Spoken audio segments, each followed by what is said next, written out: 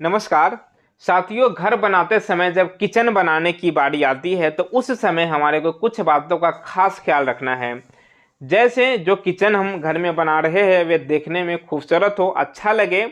दूसरा, किचन इस प्रकार से बनाना है कि उसमें काम करते समय आसानी हो, सभी चीज़ें अरेंज रहे।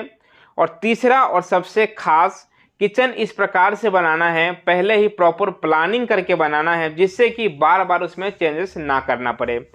क्योंकि साथियों, एक मॉड्यूलर किचन बनाने में अगर अच्छा किचन बनाने जाते हैं तो लाखों रुपए का खर्चा हो जाता है। तो कोई भी नहीं चाहेगा कि लाखों रुपए लगाने के बाद भी किचन सही तरीके से ना बने या उसमें काम करते समय किसी प्रकार की दिक्कत का सामना करना पड़े। तो अभी मैं आपको कुछ ऐसे गलती बताऊंगा जो कि आपको अवॉइड करना है। खासकर किचन बनाते समय ये लोग ध्यान नहीं रखते हैं और बाद में उन्हें पछताना पड़ता है और फिर जल्दी ही उसमें चेंजेस करने की नौबत आ जाती है। तो चलिए देख लेते हैं किचन बनाते समय किन किन बातों का हमारे को ध्यान रखना है जिससे कि जो भी हम किचन बना रहे हैं वे प्रॉपर तरीके से और हमारे ज़रूरत के हिसाब से वे बनकर तैयार हो सके। सबसे पहले बात करते हैं किचन टॉप की। जो हमारा किचन के टॉप होता है तो उसमें क्या दिक्कत आ जाता है, कई बार क्या होता है काम करते समय जब हम किचन टॉप लगवाते हैं उस समय क्या होता है उस टॉप के नीचे प्रॉपर तरीके से सपोर्ट नहीं मिल पाता है, जिसकी वजह से उसमें एयर आ जाता है और वे खोखली रह जाती है। तो ऐसा इसलिए होता है, जो हमारे पार्टीशन होता है उसके ऊपर प्रॉपर सपोर्ट दिए बिना ही हम टॉप को रख देते हैं।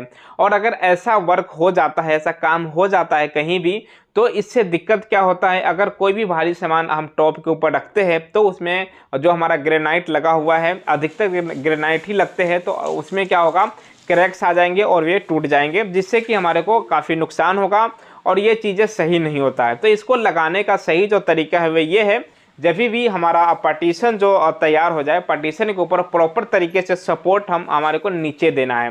हम मार्बल का सपोर्ट दे सकते हैं, उसके ऊपर चाहे तो हम सीमेंट से या केमिकल से या मोटार से किसी भी प्रकार से हमारे जो टॉप रखा जाता है ग्रेनाइट का, तो उसको हम सेट कर सकते हैं।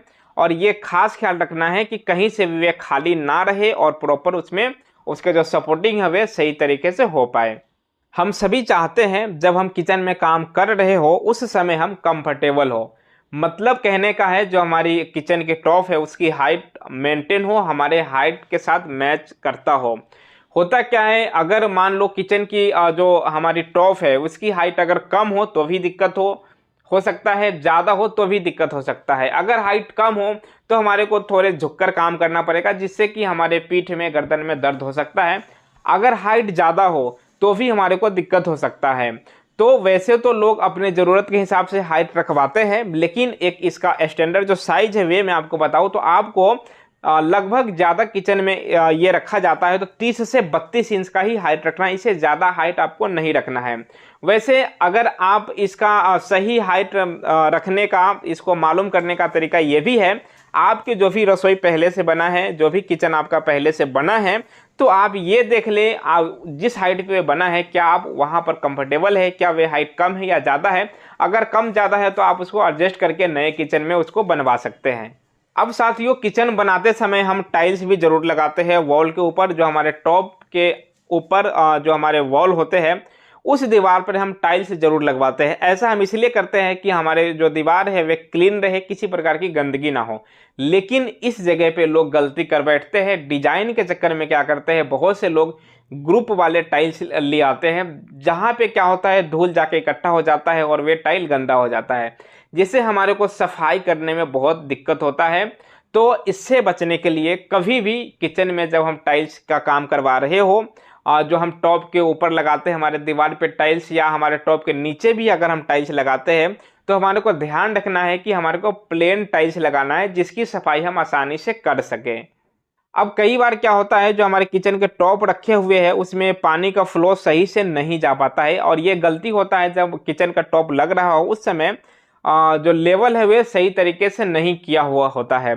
हमारे जहाँ पे सिंक रहता है उस तरफ थोड़ी सी ढाल रहनी चाहिए जिससे कि अगर पानी वगैरह गिरता है टॉप के ऊपर तो वे सिंक में चला जाए। अगर ऐसा नहीं होता है, ढाल नहीं रहता है हमारे जो टॉप है उसमें, तो क्या होगा, अगर टॉप के ऊपर कुछ भी गिरता है, चाहे दूध वगैरह कुछ भी है, तो क्या होगा, वे सीधा आपके फर्श पे गिरेगा और उस फर्श को आपको बार बार साफ करना पड़ेगा, जो कि अच्छी बात नहीं है।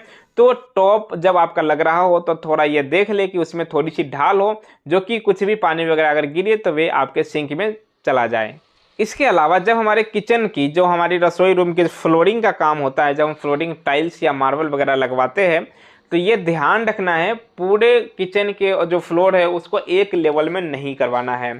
जो हमारा टॉप के नीचे का जो फ्लोर है उसको करीब आधा इंच उठाकर रखना है और बाकी के जो फ्लोर है उसको डाउन करके रखना है। ऐसा करने से क्या होगा, किचन के नीचे, जो टॉप के नीचे अगर हम कुछ सामान वगैरह हमारा जो भी है, चाहे बास्केट वगैरह लगा हुआ है, तो क्या होगा, पानी अगर गिरता है या किसी प्रकार का सामान गिरता है तो वहाँ तक नहीं पहुँच पाएगा, क्योंकि वह फर्श थोड़ा सा उठा हुआ रहेगा। तो गंदगी भी नहीं होगा और जो भी सामान रखा है वह सेफ रहेगा। तो साथियों, ये कुछ तरीके हैं जिसको आप अपना सकते हैं अपना किचन बनाते समय, जिससे कि आपका किचन खूबसूरत तो बनेगा ही, उसके साथ ही आपको जो पैसे लग रहे हैं उसका भी बेस्ट यूज हो सकेगा और आपको बार बार चेंजेस नहीं करना पड़ेगा। मुझे लगता है जो किचन से संबंधित सवाल हो सकते हैं उन सभी सवालों के जवाब आज की वीडियो में देने की कोशिश किया हूं। फिर भी आपको कोई सवाल या सुझाव रह गया हो तो आप मुझे कमेंट कर सकते हैं। मैं कोशिश करूंगा आपको जो भी क्वेरीज होगा उस पर अगला वीडियो बनाने की। फिलहाल मैं आपसे मिलूंगा किसी नए वीडियो में जो कि ऐसे ही घर मकान से रिलेटेड होगा। वीडियो में मेरे साथ यहाँ तक बने रहने के लिए आपको दिल से धन्यवाद।